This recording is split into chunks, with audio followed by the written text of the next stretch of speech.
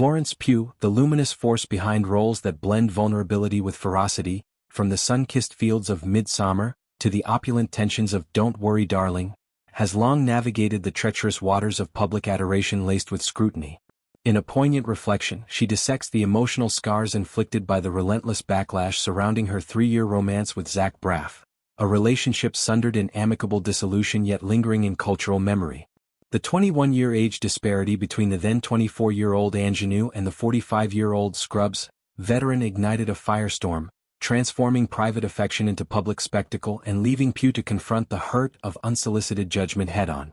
Pugh's candor emerges in a revealing dialogue, where she unpacks the paradox of romantic exposure in a voyeuristic age.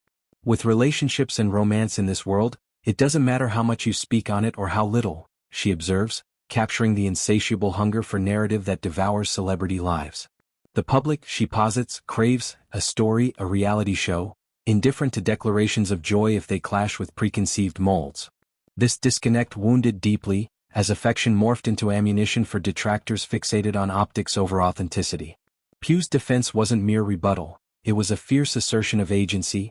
I stood up for it, for him, for me just being allowed to do whatever the fuck I wanted, a rallying cry that resonated, prompting luminaries to reconsider their biases.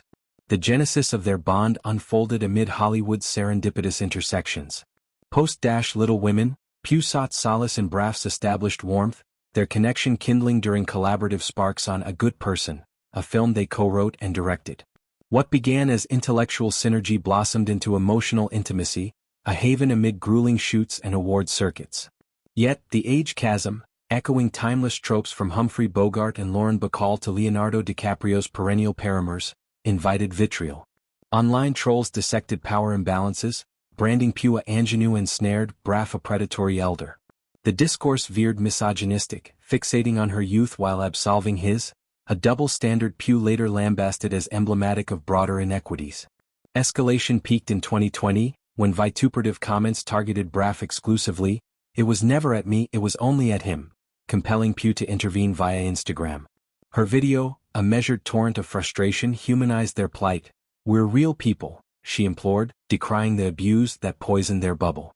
The response was bifurcated, waves of support affirming her eloquence, pockets of persistence underscoring anonymity's venom. This act of guardianship, born of love's protectiveness, marked a pivot.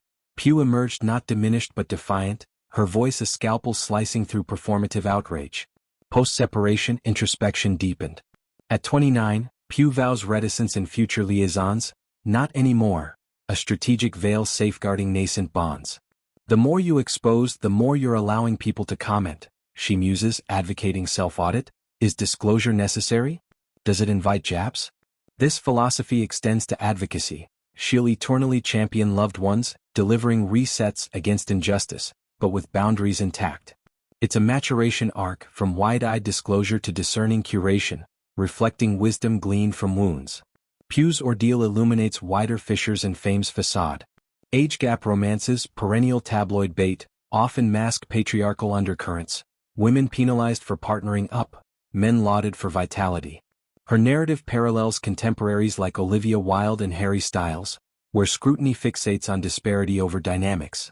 It interrogates consent in the digital coliseum. Who owns the story? When does critique curdle into cruelty?